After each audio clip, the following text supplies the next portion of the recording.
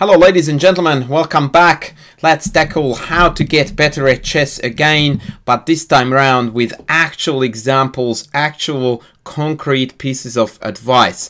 So let's jump right into it, and our first video is going to be mostly geared towards the complete beginner and all the way up to a rating range that I'm going to draw the line at about 1700, and mostly I'm talking here about lead chess ratings because this day and age, most people play online, and so it's easier actually to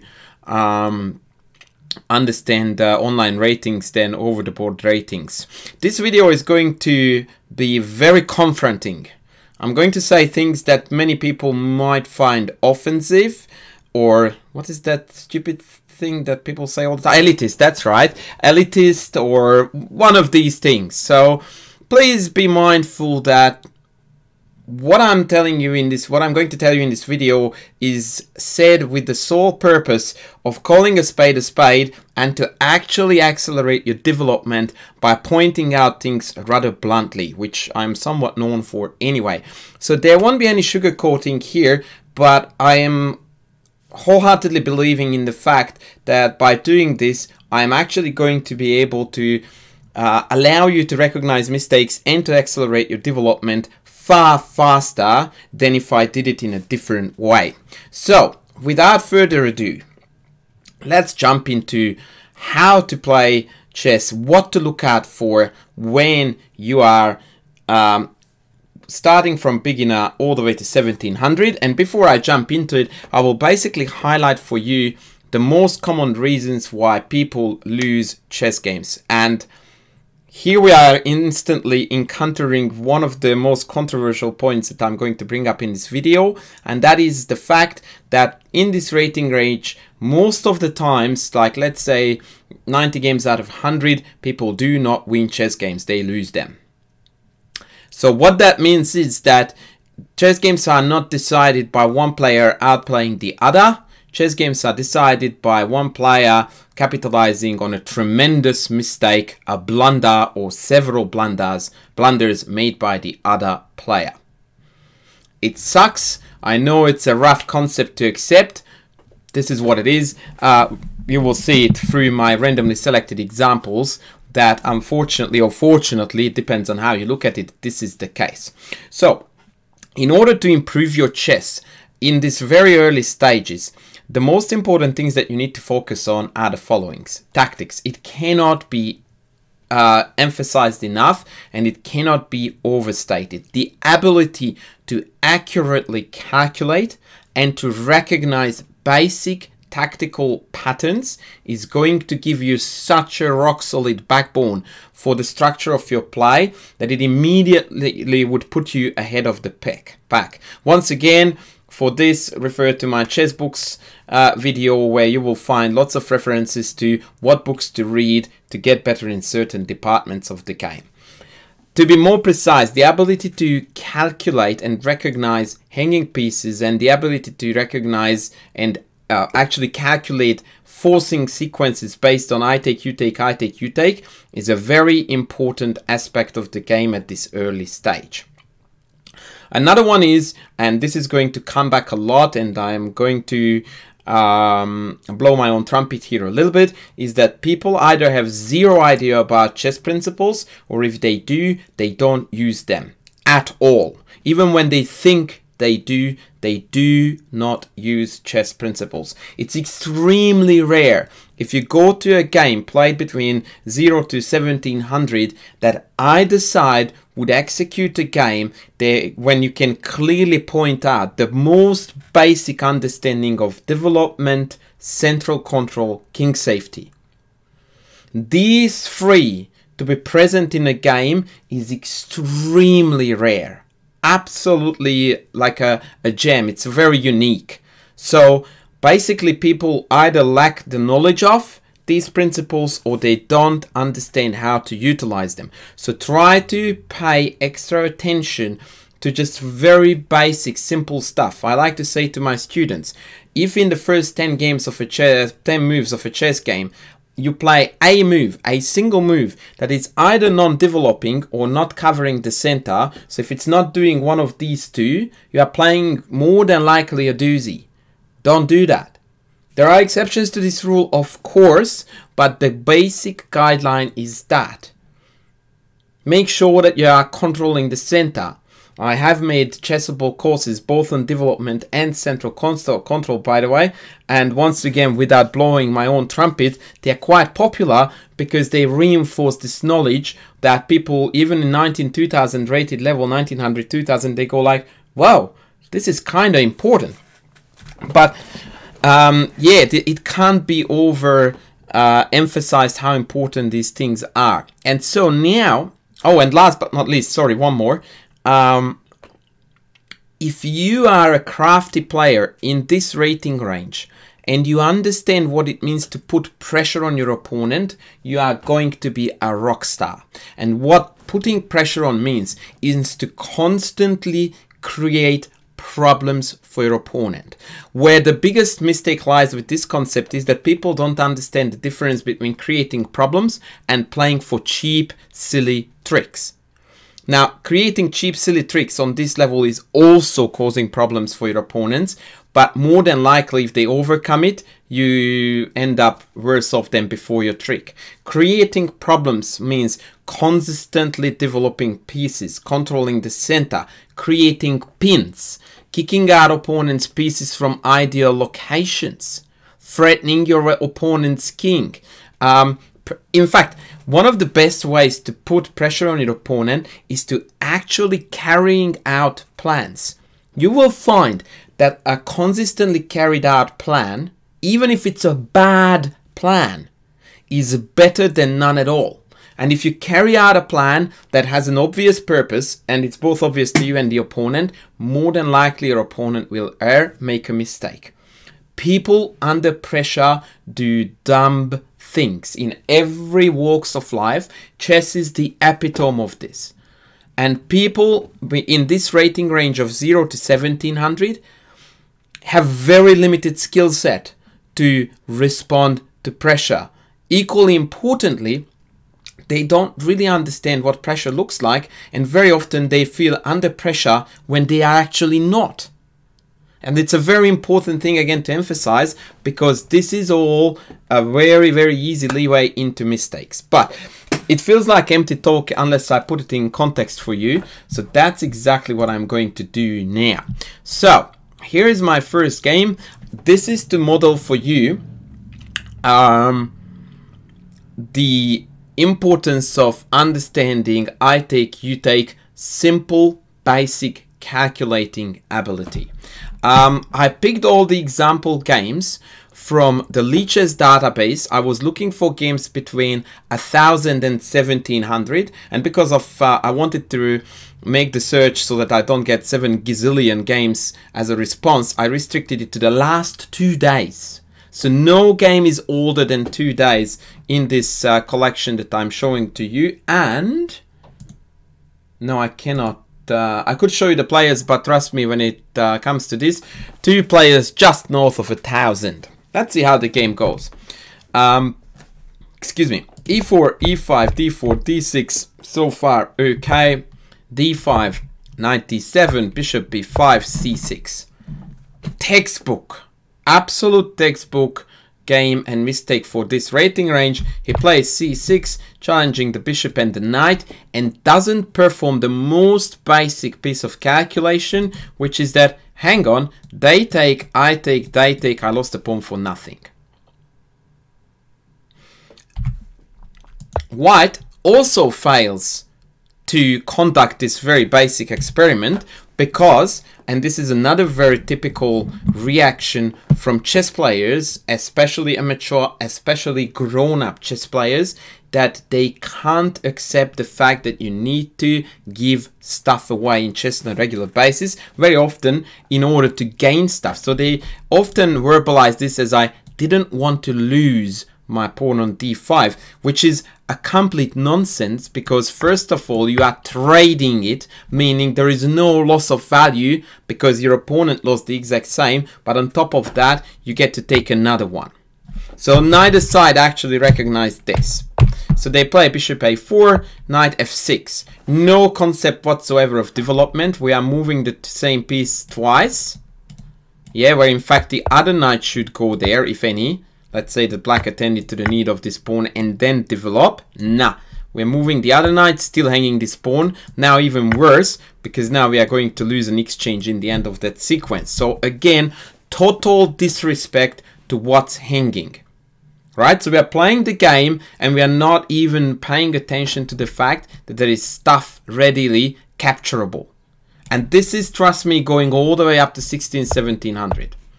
Okay, bishop g5, pretty decent, bishop e7. And when I say pretty decent, I mean we both are totally oblivious to the potential captures. Going on, yada, yada, yada, takes, h6, takes back with the bishop. Again, no concept whatsoever of development. So to take back with the knight so that we can castle. So here we are already betraying several chess principles lacking. Understanding of development, understanding of king safety. Knight out, bishop d7, a3. Not exactly a logical move when you could castle, but I will roll with that. Takes, back with the wrong piece. Again, total lack of tactical awareness and tactical vision is that we don't realize that there is a potential tactic on this diagonal. So we take back with the pawn. Pawn e4 comes, of course, because black finally recognizes that there is something here to be grabbed. White chucks the knight in the way. Very good move. Knight e7. I will swap back. Now we have got some development going on, but really both sides have made tremendous mistakes in this regard. Castles, knight f5, trying to utilize the material gains. Jumps back, loses the material. And again, here, actually, it's a typical case of pressure. The knight hangs. He sees that the rook is hanging behind. And so he instantly goes like, oh, okay, I am done. So no rationality, no calm, logical responding to the minor crisis, which is that my knight is hanging. And if I move it, my rook is hanging. And almost as I say it, like you already have the solution. My knight is hanging. If I move it, the rook is hanging too. Well, then don't move it. So then you have the instant answer that, oh, hang on a tick, I can actually defend it. And so these basic thought processes are entirely absent, either for a fragment or the whole entirety of the game in this rating range. And it's pure iron logic. My knight is hanging. If I move it, my rook is hanging. Can I defend it? And yes, you can. Even if you can't, why wouldn't you take? Right? And oh, I can't do that because the rook is hanging. And of course, this requires a higher order thinking to realize that, yes, but then I take. The king is exposed. I'm going to pick off the bishop. I will be ahead in material. My opponent's king is dead. The game is over. Or after knight e4, knight takes, sorry, king e7, knight e4, I may be an exchange down, but my position is absolutely superior. Now, to be fair, this kind of thinking is even a challenge between the 17 to 1900 rating range. Definitely non-existent here, but I need to point it out to you so that you see the typical mistakes. So the pressure is on, we air, it gets taken. Black is now playing quite consistent chess. Now white moves the queen to b1. And here comes the ultimate, my all-time favorite, which is another typical mistake that I didn't refer to at all in the original list of things that most people do wrong, is that they do not ask the ultimate question when their opponent makes a move, and that is the, why did they do that?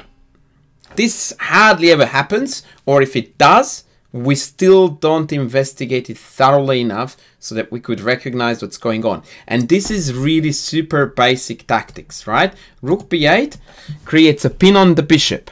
Now, we don't like pins. We don't like to be in pins, to be exact. We do like pins. When we create them, we hate to be sitting in pins.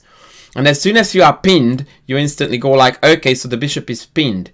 Is the bishop guarding anything? Well, funny that it's guarding the knight, right? So all of a sudden, there is a tremendous issue there.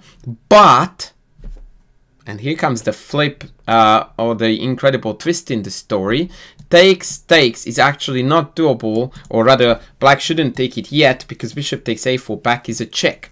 So here we are experiencing a triple blunder because when black played rook b8, he thought that he had created a game-winning threat. White blundered it. And when black executed it, white resigned, gave up, game over. So it's an amazing blunderfest when we don't even look at the half move, that if I actually take it, it's a check. Now this boils down to tactical awareness again. So when I said tactics, this is what I meant. But in this game alone, I pointed out about 5 different situations where the absolute basic I take, you take, I take did not take place at all.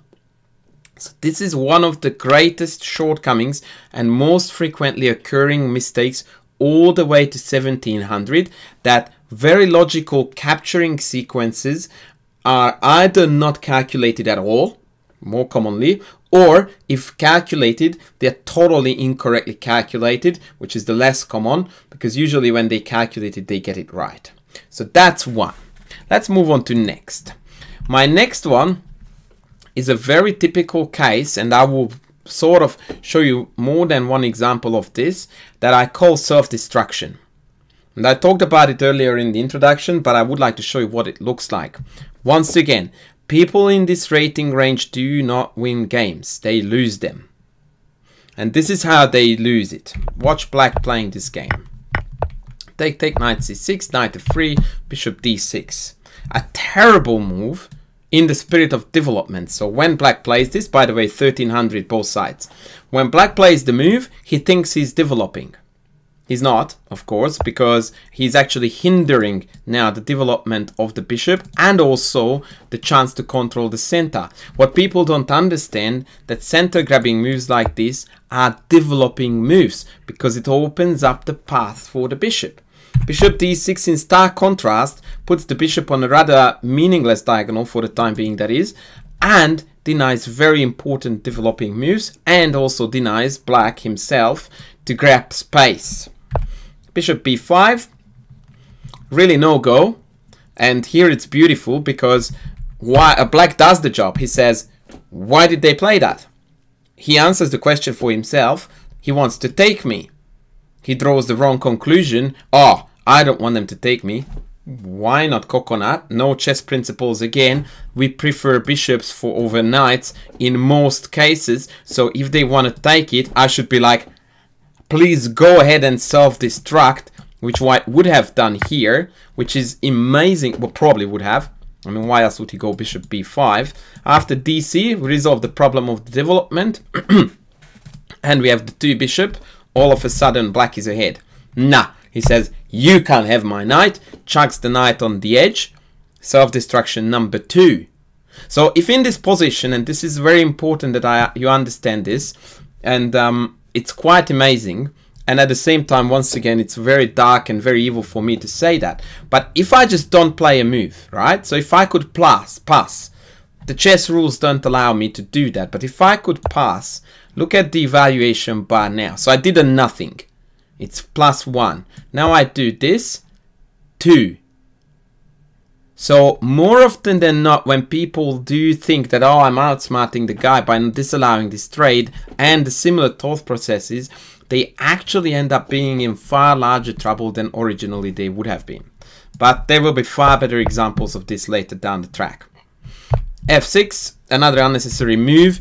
He's forcing black to play the correct move. Another thing that I forgot to tell you in this video is that very often people force their opponents to play what they want to do. This is a principle that goes up all the way to 1900, by the way, and sometimes beyond, that we make a move that actually forces them to do what they should or what they would want to do anyway. Why would you do that? Anyway, f6 was played, back b6. He wants to develop the bishop now, regretting the original mistake, but it's far more important to play knight e7 and castle to at least secure the king. I mean, obviously he defended the knight too, but he's actually, is he? No, he's not going to actually commit to that. So actually kudos to that. Having said that, it was an ultimate time to bring the knight back. Castles, a6, okay, rook check, knight e7, this is fine, back, castles, and takes. So Second time round, we betrayed the non-existent understanding of bishops to be favored over knights. But on top of that, this knight is a terrible piece. Knight on the rim, Grim. Who would want to take that? The value lost here is insane. For the white player, it's bishop for knight. They are both 3 points. We're fine. Not at all. This knight is absolutely useless. This bishop has tremendous potential.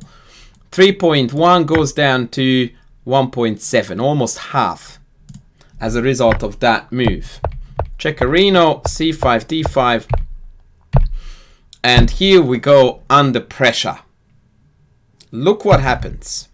Black goes queen b6, then goes queen b4. A complete doozy, which actually risks to lose the game in the next two moves. But it creates problems. It attacks this, it attacks this, and if the bishop moves, it even attacks that. Panic. Instant panic.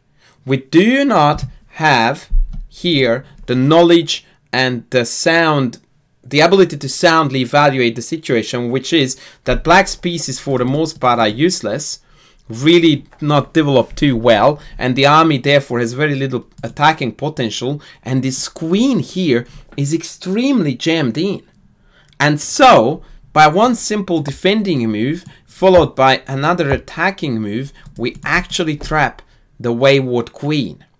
So this is a misevaluation, and this is slightly working towards what I wanted to talk about in the last game of this series, which will be the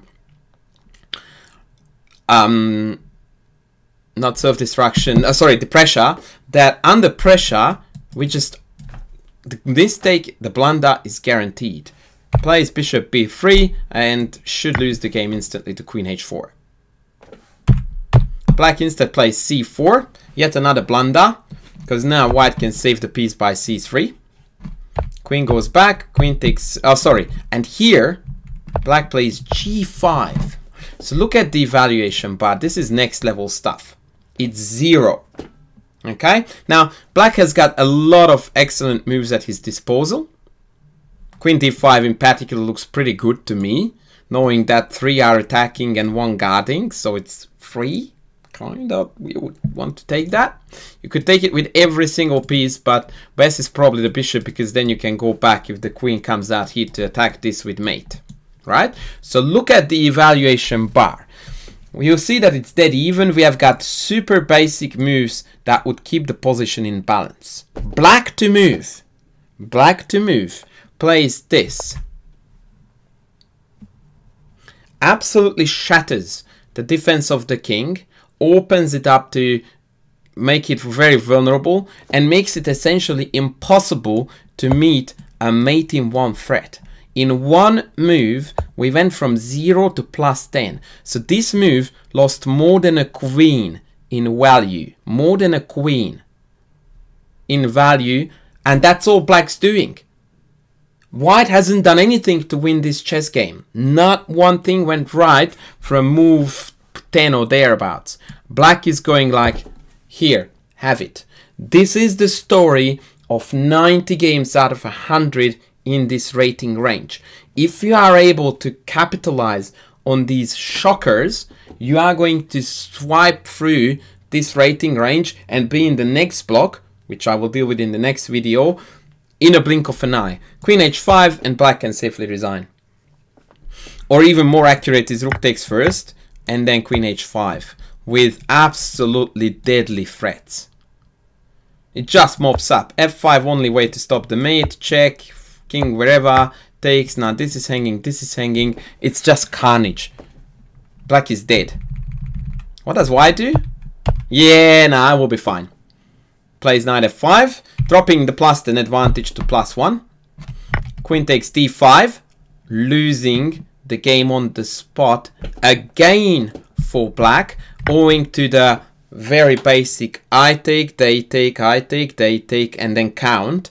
Because after queen takes, whatever takes, back knight takes d6, white is a piece up, see you later. So no calculation whatsoever here going into what happens if they take, I take, they take. The super basic example.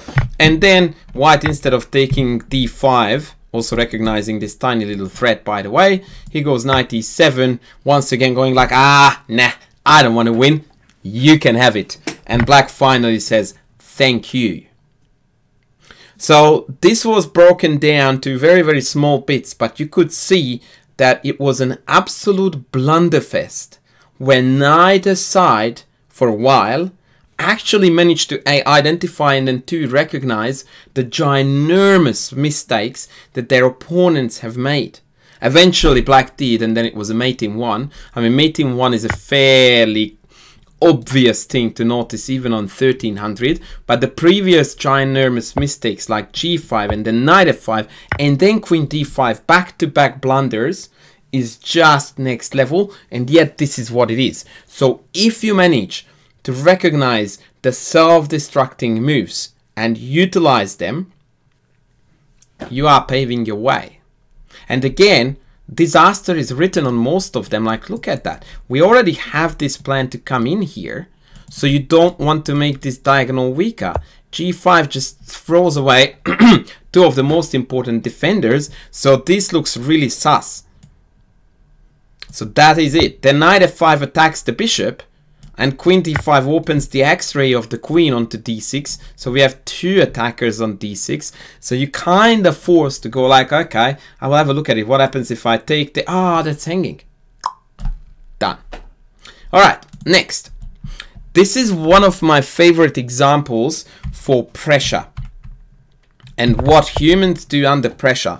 This is the only game that I picked where human played against Stockfish level 5. Stockfish being white. The opening is pretty decent. It's not great, but it's decent. And so I'm going to just skip certain bits.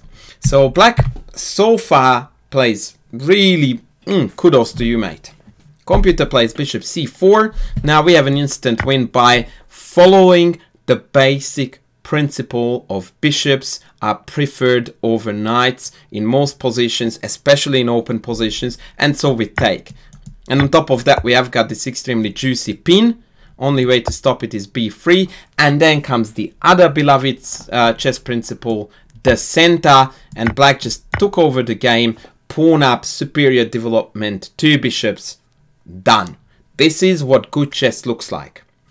Instead, he goes, nay, bishop e6. Failing to calculate what? I take, you take, they take. Or I take, they take, I take, and so on. Takes, we're dead. The most basic thing that you would calculate is that I put my piece on prey. It's capturable. And yet we do not calculate what happens if it in fact gets taken. There it is for you. Calculate the capturing sequences. If you can't see it clearly, calculate it again and again. You should have time, because from the previous video we learned that we are playing with plenty of time. Use it. Takes. Plays h6. A clever attempt, because now if the knight moves we get the piece for free. Now Stockfish is kindly not taking on e5 and then taking on f7, at least getting away with at least an exchange extra. He goes back to f5, takes. And this is roughly the moment in the game when the weird things begin. Because here I feel that white has begun to be rattled by the two bishops. And he felt intimidated by it. Now, or them rather. Now what you need to do in such situations, and it's very often the best way to approach any given position, is to ask, what's my opponent's last move threatening with? Given that it was an almost automatic recapture, it's safe to say that probably nothing major. And then you go on to, what's my opponent's plan? And if there's no apparent answer, then that gives you a fairly sizable liberty in carrying out what you should be doing, which is complete development, fight for the center. Potentially trade some pieces if the need be. g6 offers itself because the f5 bishop looks a little bit weird. Not intimidating, weird. What does black do? Drops the centralized knight, his best piece, back to g6, meaning that now we can no longer kick this bishop out. And Sorry about that. And now, indeed, the bishops are becoming a little bit pesky. Plays queen e2. Black plays king h7. Oh, Lord. So again, look at the absolute back-to-front logic. The bishops still not threatening with anything at all.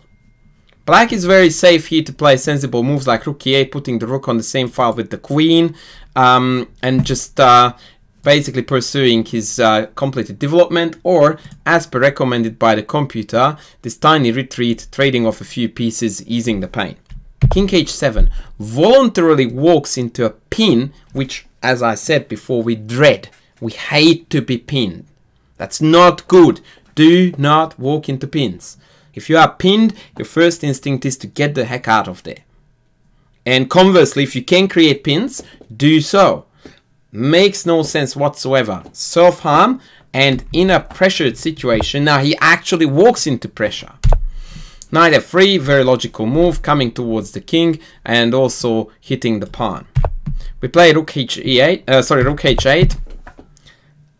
Makes no sense to me. Like, I have no idea what black is trying to do. The reshuffling of the king rook here does nothing. White had no attack here on the king side whatsoever, so this is not justified at all. Also known as lack of plan, by the way.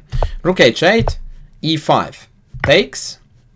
Opponent plays queen c4. Now, for the first time, there is very serious threats and very serious tension in the position, because the pin is on and queen c4 attacks the pawn on f7. Black is feeling that there is more and more issues here boiling, and so it's time to defend. Now, almost always in this rating range, when it comes to defend, people's idea is to go backwards. Don't go backwards. The calm and measured way to assess this would be, what is my opponent's plan? They want to take here, and then the g6 knight is lost. I cannot afford losing this. Now, unfortunately, the result of that pawn hanging is a result of self-destruction from the earlier rook h8, which was a total doozy, but now that's the past. So how do I defend this? Also, let's chuck a bit of chess principles and chess logic into the equation. I am now genuinely under attack. Trading pieces, in particular queens, is desired. So this move offers a queen trade and defends the pawn. Done, dusted. What do we do instead? Knight g8. And after the correct queen takes f7, which the computer doesn't play out instantly because it's level 5, we can resign. Look at the insane amount of silliness that goes on by black under pressure. He goes king h7 for no reason, rook h8 no reason. In the last 4 moves, black has done nothing but full-on damage to himself. This is textbook destruction, but unlike in the previous games, this was somewhat triggered. So here, he feels he's under pressure. He isn't, but that's irrelevant. This could make you feel like, whoa, they are nasty. If you don't look deeper, which you should, and ask questions like, what is actually threatening? A question that people don't utilize well enough all the way to 2000, you are going to regularly give wrong answers because you don't answer the right question. And so black went full on self-destruction, and even here we are not recognizing that this is on, and after, well, we do, but we don't actually, again, actually sorry, probably we do recognize that this is on, and we gave the worst possible answer to the question because the move doesn't address the problem. The problem is not that the pawn is hanging. The problem is that once the queen penetrates, this king is dead. And so this doesn't solve the problem. And this is another typical issue with materialism, that people think that this is a threat because it's a free pawn. Nah, no one cares. Without this pawn, without this pawn, white would still want to play queen f7. The threat is to attack the king. And so now mate is unstoppable, the game is over. And that's it. Last but not least, this is another self-destruction one that I really like. 1400 white versus 1500 black. Plays c3, plays d4, black takes, plays f3. 5 moves into the game, white is dead lost. Why is he dead lost, or she? Actually, his name is Oscar, so I dare say it's a he. Pawn f3.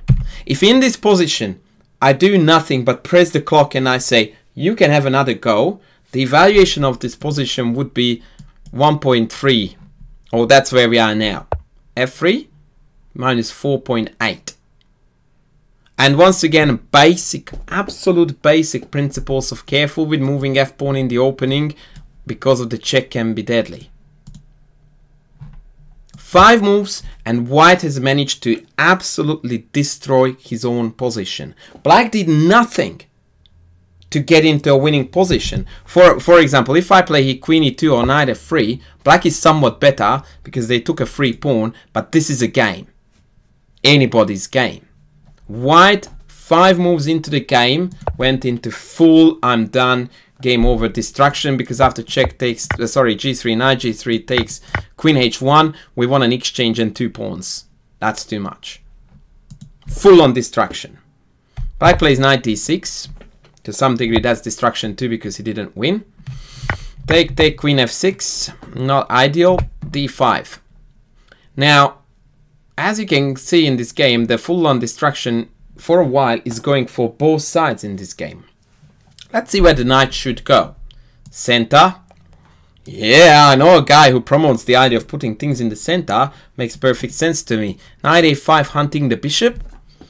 Bit ugly, it's on the rim, suboptimal, but okay. Going back where it came from, no way Jose, but if we were to do that, at least this could come out. Nah, we go d8. The absolute worst square on the board available for the knight, and we pick it out.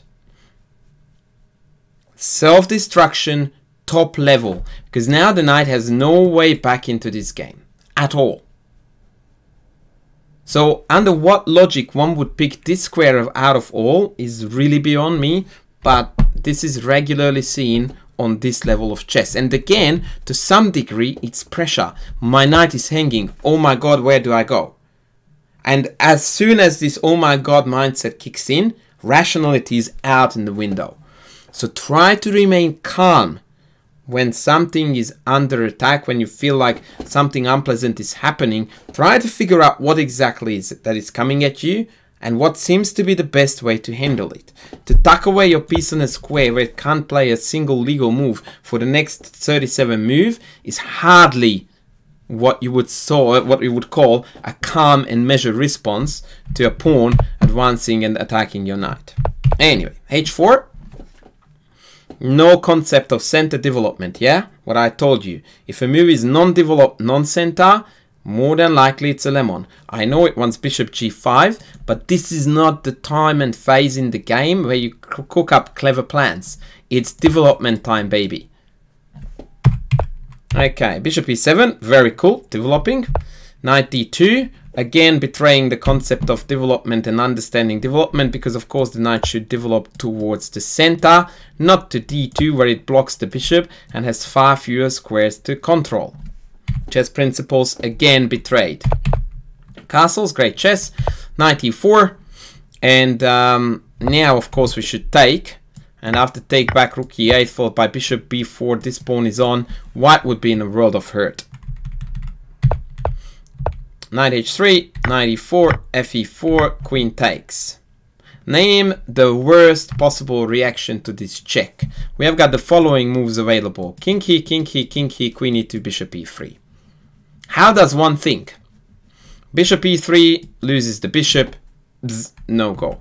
Second idea, I really don't want to move my king unless I have to, because that really stings. I can't castle, it's gonna be exposed. So then you go like, perhaps I should try to block it and keep the king somewhere on the back rank at least.